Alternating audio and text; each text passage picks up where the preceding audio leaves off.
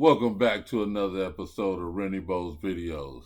I'm glad if you came, man. If it's your first time over here, I need you to push that subscribe button and that like. Look out for your homie, man. Trying to do something with this. This story right here, man, is crazy, man. This is a great example of be careful who you. This is to the ladies, man. Well, probably the guys too. I'm pretty sure they got reverse stories like this, but it's crazy when you get hooked up with somebody. I don't know if she ever knew he was like this. I couldn't remember the whole story, but we're gonna sit here and react to it, right? This is some crazy content, man. Well, I got a problem with old boy right here. This is her recent husband, the one she's with. And he says in court that dude told him the next time I see your wife on unalive her. Not in them type of words, but he told him that. And I'm like, well, how is he was able to do that after telling you that? You know, that's really crazy. That boggles my mind how this man gonna tell you he finna take your wife up out of here and you let him walk away? I don't get that part. But anyway, man, we finna get in this content. Like I said, crazy story, man. Don't forget to push that like and subscribe button, man. Yeah, this is crazy, man. Be careful who you decide to lay up and have kids with, lady. Here's a look at what's happening today. A killer will be sentenced for gunning down a Detroit mother of two almost a year ago. And as Nick Monticelli shows us, the murder left a family and a community in shock. Good morning to you. If you remember this case, this was just a brutal day when all this happened and continued to be for the family for weeks and months after the fact. Not only was she killed in front of her 4-year-old, but she was also killed near her 14-year-old son. And now the man accused, that Earl Maxwell, will find out how long he'll spend in prison. After pleading guilty today, Earl Maxwell will be sentenced for the murder of his girlfriend, Latrice Morris Dorsey. She had dated Maxwell for 4 years, right up until she was murdered. At an earlier hearing, it was said Morris Dorsey was dating someone else, and clearly Maxwell was upset. Her estranged husband testified about a few phone calls with Maxwell. What did he say the first time you spoke? When I see your wife, I'm going to kill her. The second time he called, he reiterated that he was going to hurt her. That was 2 weeks before this murder on Avon. She was shot several times in front of her 4-year-old daughter. Her 14-year-old son was also in a nearby room. Before Maxwell pled guilty to this murder, the prosecutor pointed to a statement he made. In his statement, claims that he accidentally shot Ms. Dorsey 10 times. He specifically indicates that he accidentally shot her in the back of the head, in her hands, throughout her body. Now, there are other factors to this, but Maxwell pled guilty to first-degree murder, so he is looking at life in prison. In the newsroom, Nick Monticelli, Local 4 News today. Latrice Morris Dorsey was 42 years old. She lived on Detroit's west side in a modest home on the 20060 block of Avon Avenue. To the people who knew her best, she was more than just a neighbor or a coworker. She was the heartbeat of her family. A mother to 2 children, a 14-year-old son and a 4-year-old daughter. She carried herself with a warmth that made people feel safe. Friends describe her as someone who lit up a room the moment she walked in. She was generous with her time, often helping others even when her own life was complicated. She was separated from her husband, Paul Dorsey, but they remained connected because of their children. Despite the challenges, she fought to create a stable home. Her social media was filled with snapshots of everyday joy: a child's birthday cake, a Sunday dinner table, a smiling selfie in her favorite outfit. But behind those moments were struggles she rarely shared. Like many women, she carried the weight of her personal battles quietly, choosing to focus on her children's happiness. Latrice's life was not perfect, but it was hers, and she was determined to protect it. What she didn't know was that someone she loved and trusted was preparing to take it all away. His name was Earl Maxwell. To outsiders, he was Latrice's boyfriend of nearly 4 years. To Latrice, he was someone who had been there during both good and difficult times. He knew her children. He had been inside her home, countless times. He wasn't just a partner. He was part of her daily life. In the beginning, the relationship had its share of charm. There were shared meals, nights out, quiet moments where they laughed over nothing at all. But slowly, small cracks began to show. Cracks that, in hindsight, were early warnings. Friends would later recall subtle signs, his possessive glances, his need to know where she was and who she was with. He could be warm and attentive one day, then cold and distant the next. He noticed changes in her tone, her routines, her phone habits. And when he suspected another man was in the picture, those cracks widened into something dangerous. To the outside world, they were still a couple. To those close enough to see, the relationship had begun to shift. Arguments became more frequent. Conversations that should have ended peacefully began with questions and ended with accusations. And while Latrice was known for her patience, even she was starting to keep more of her life private. She had no way of knowing that the same man who once held her close would one day aim a gun at her chest. 2 weeks before the shooting, the tone of Earl Maxwell's presence in Latrice's life changed completely. What had once been frequent, casual check-ins turned into a flood of obsessive contact. When Latrice stopped answering his calls, he didn't simply wait for her to respond. He found another way in. He began calling Paul Dorsey, her estranged husband. Paul would later testify that Maxwell called him more than 20 times in just a couple of days.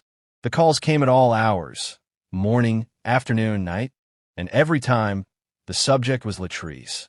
Maxwell accused her of cutting off communication, of avoiding him, of disrespecting him. In one of those calls, his voice carried a sharp edge, and the words he spoke were impossible to ignore. "When I see your wife, I'm going to kill her." Paul didn't brush it off. He told Latrice about the threats, word for word. She heard them, and she understood them. But like so many people who've been threatened by someone they know, she may have believed the anger would pass. She may have thought the danger would dissolve with time. The threats didn't stop there. A second call came, and Maxwell repeated himself, not with hesitation, but with conviction. He claimed he was serious, and in that moment, the line between anger and intent blurred dangerously. Then, just as suddenly as the threats had begun, another call came. His tone was different, calmer. He recanted the threat. He told Paul he didn't mean it. He suggested they should all just get their business together and move forward. To an outsider, it might have sounded like resolution. To those who understand cycles of control and abuse, it was a false calm, the kind that often comes just before the storm. In the days that followed, Maxwell's frustration simmered beneath the surface. Friends of Latrice noticed he seemed more withdrawn when she was around other people. At times, he avoided public arguments, but his demeanor spoke volumes. Tight jaw, narrowed eyes, a silence that felt more like a warning than peace. On social media, Latrice posted as she normally did, pictures of her children, snapshots of everyday life. There was no sign in her public words that she was living under the weight of a man's growing jealousy. If anything, she appeared determined to hold on to her normal routines. But on Maxwell's end, the pattern was shifting. He was making unannounced visits, lingering outside her home, watching from a distance. Whether she noticed him every time is unclear, but those close to her would later say that she had begun to feel uneasy in her own neighborhood. The final week before the murder passed with tension building quietly. There were no reported public confrontations, no police calls to the home. From the outside, it looked like life had returned to normal. But in reality, the countdown had already begun, and each day brought Maxwell closer to the moment when talk would turn into action. The first days after Maxwell's threats passed without incident. To most, it would have looked like the storm had cleared. But the truth was it hadn't. It had simply gone quiet. In abusive relationships, quiet isn't peace, it's pressure, building silently until something gives. In the 2 weeks leading up to June 18th, Maxwell kept himself within reach of Latrice's life. Sometimes that meant his car parked just far enough from her house that it wasn't obvious. Sometimes it meant an unexpected phone call at odd hours, his tone casual on the surface, but with a weight underneath it that hinted at unspoken resentment. Neighbors saw him in the area more often than before. They noticed how long he lingered outside when he arrived. He didn't always knock. Sometimes he just waited, watched, left. Those moments didn't seem alarming at first. Not to outsiders, but in hindsight, they were part of the slow tightening of control. As the days went on, Latrice carried on with life the way she always had. She took her children where they needed to be. She checked in with friends. She kept her home a place of comfort. To anyone scrolling past her posts online, it was the same woman, smiling, holding her daughter, showing pride in her son's achievements. There were no visible signs that danger was circling. The weekend before Father's Day, the city moved with its usual summer rhythm: block parties, music spilling from passing cars, families gathering in backyards. On the morning of June 18th, the day began for Latrice the way it often did, quietly. Her 4-year-old played in the living room while her 14-year-old kept to his room, music low in the background. Friends later said she had no plans for anything unusual that day. No big outing, no dramatic changes. She was at home, the place she should have been safest. But somewhere not far away, Maxwell was in motion. Whether it was a decision made in the moment or the conclusion of a plan he'd been building for weeks, only he knows. But by that afternoon, he was on his way to her home on Avon Avenue. The air inside the house was still just moments before it happened. Sunlight cut through the half-closed blinds, drawing lines across the living room carpet. Somewhere down the street, music from a neighbor's speaker drifted faintly through the open windows. It was Father's Day. Latrice had been moving about the house, keeping one eye on her 4-year-old daughter, who was busy with toys on the floor. In another room, her 14-year-old son sat with his headphones around his neck, scrolling through his phone. Life was quiet, ordinary, the way Sundays in early summer often were. And then it began. Maxwell entered. The front door, which had been closed against the heat, opened to let him in. He stepped across the threshold without hesitation. There was no loud greeting, no warm smile. The air seemed to shift immediately. His footsteps were deliberate, heavier than they needed to be, the kind that announced themselves without a word. He found her in the living room. At first, there may have been words, perhaps a question, perhaps an accusation. No one can fully recount them now. But whatever they were charged, carrying the tension of weeks of unresolved anger. The conversation, if it could be called that, moved quickly. Maxwell's voice carried an edge that didn't belong to an ordinary disagreement. He closed the space between them. Latrice's daughter, too young to read the weight of his body language, looked up but stayed where she was. And then, the sound. The first gunshot tore through the house. In the close confines of that living room, it was deafening, a sharp, concussive blast that rattled the windows. The 4-year-old froze instantly, her small hands gripping the edge of a pillow. The 14-year-old, in the next room, jerked his head up. The sound didn't make sense at first. He removed his headphones completely, holding his breath for a split second as he listened. Then came a second shot, followed by the third. And the unmistakable realization that something terrible was happening. He ran toward the sound. Each step down the hallway felt longer than the last, as if the floor itself was stretching beneath him. The hallway narrowed until he reached the living room doorway. What he saw will never leave him. His mother was already falling, her body reacting to the force of the bullets. Maxwell stood over her, his arm extended, the weapon steady in his grip. Another shot rang out, and another, each one echoing in the boy's chest like a physical blow. Gunfire in a confined space is more than sound. It's a physical force. The pressure wave from each shot makes the air feel thicker, the walls closer. The smell of burned gunpowder began to fill the room, mingling with something metallic that would soon become overpowering.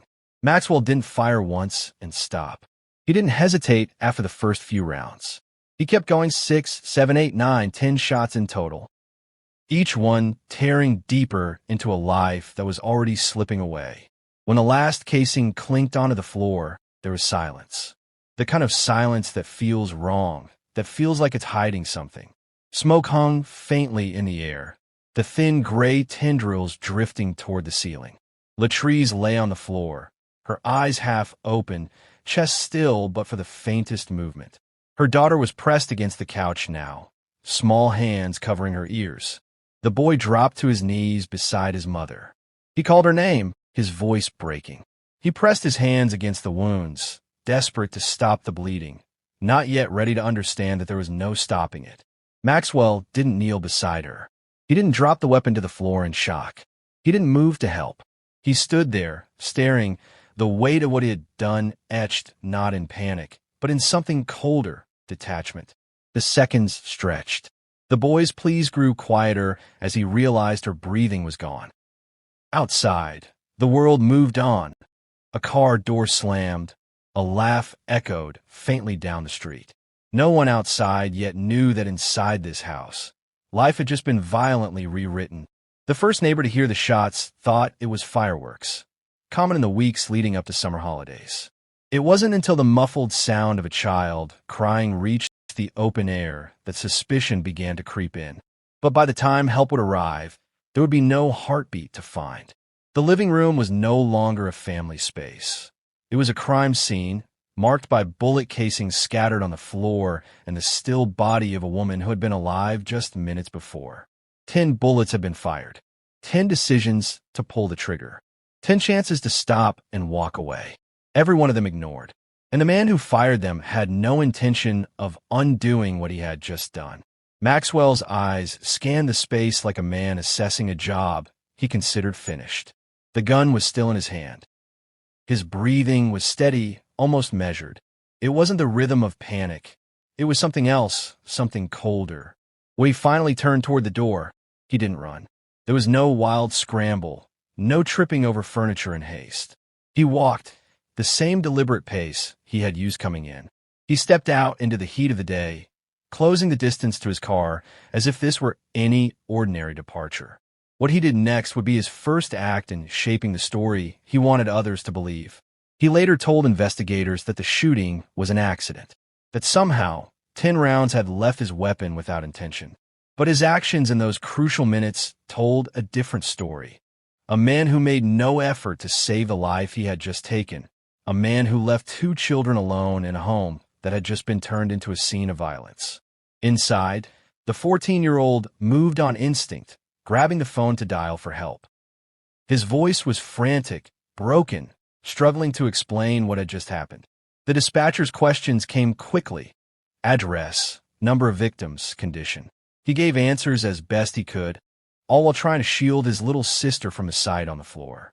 The first police units arrived within minutes, sirens cutting through the neighborhood's background noise. Officers entered to find the scene just as the children had described. Latrice motionless, the living room marked with bullet casings, blood pooling beneath her. The smell of gunpowder still clung to the air. Paramedics confirmed what was already apparent. There was no bringing her back. The focus shifted immediately from rescue to investigation. Officers secured the home, escorting the children to a neighbor's house while crime scene technicians moved in. Neighbors began to gather outside, their voices low, some whispering the name they had already guessed would be at the center of this, Earl Maxwell. One neighbor, speaking quietly to an officer, mentioned having seen his car parked down the street earlier. Another said they had noticed him in the area more than usual in recent days. Inside, detectives began collecting evidence. The positions of the shell casings told part of the story. They formed a loose arc consistent with a shooter who had been moving slightly, but always keeping his target in front of him. The grouping of bullet impacts on Latrice's body suggested close-range fire, the kind delivered when the shooter is only feet away. They noted the absence of any signs of struggle that might suggest a defensive attack by Latrice. No overturned furniture, no broken objects. This had not been a chaotic fight. It had been direct, controlled, and final. One of the most damning pieces of evidence would come from outside the home. The words of her estranged husband, Paul Dorsey. When detectives contacted him, he didn't hesitate. He told them about the 20-plus calls Maxwell had made to him in the weeks before the killing. He recounted the threats, explicit promises to kill Latrice, and strange follow-up calls where Maxwell had recanted as if pulling the threat back made it vanish. Those threats became the spine of the prosecution's case. They established intent, a deliberate build-up to the moment on June 18th. This wasn't a man who had walked into a home and lost control in an instant. This was a man who had warned someone of what he was going to do, then followed through. Detectives also documented Maxwell's claim that the shooting had been accidental. They weighed it against the facts. 10 bullets fired, all striking the victim, with no evidence of warning shots, no marks on walls or furniture indicating a missed aim. Forensics confirmed the shots had been fired at close range, the kind of distance where every bullet is intentional. By the time the initial investigation wrapped at the scene, the picture was already becoming clear. A woman had been targeted by someone she knew and trusted. The warnings had been there, spoken out loud, and the man responsible had walked away without lifting a finger to undo what he had done. Within hours, detectives would make contact with Maxwell, and soon, the story he had tried to tell, of an accident, of a tragic misunderstanding, would unravel completely under the weight of evidence. It didn't take long for detectives to find him. The combination of eyewitness accounts, the prior threats documented by Paul Dorsey, and Maxwell's known presence in the neighborhood that day created a trail that was impossible to ignore. He didn't hide for weeks. He didn't flee across state lines. Instead, Maxwell eventually turned himself in. But even his surrender carried an air of control, like a man who thought he could manage the narrative once inside a police station. When officers placed him in an interview room, he kept his composure. His version of events was simple and unbelievable. The shooting was an accident. Somehow, in his telling, 10 bullets had discharged without intention. 10 fatal shots were the product of chance, not choice. Detectives didn't challenge every detail immediately. They let him speak, knowing that every word he offered without prompting was another piece they could later dismantle with evidence. Outside the interrogation room, news of the arrest spread quickly. Local headlines carried her name alongside his mugshot. Social media filled with photos of Latrice, smiling at a birthday party, holding her children, posted by friends and family who could barely process that she was gone. The community's shock was matched only by its anger. People had known about the threats. They had heard the warning signs. And yet, nothing had stopped the tragedy from unfolding. In October 2017, Maxwell stood in court for his preliminary hearing. The courtroom was tense. On one side sat the grieving family, including Paul Dorsey, who would testify about the chilling phone calls. On the other, Maxwell sat in a jail uniform, eyes forward, expression unreadable. Paul's testimony was clear and steady. He told the court how Maxwell had called him over and over, unable to reach Latrice directly. He repeated the exact words Maxwell had used.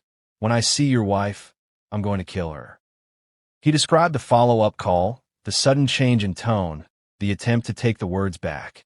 The judge listened closely, noting the significance of those threats in establishing premeditation.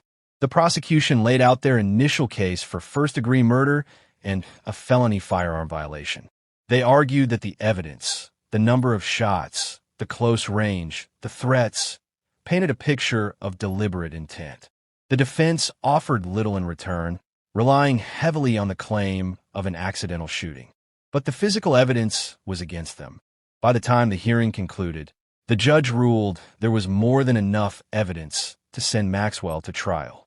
He was bound over, and the process moved forward. Months passed as the case wound through the court system.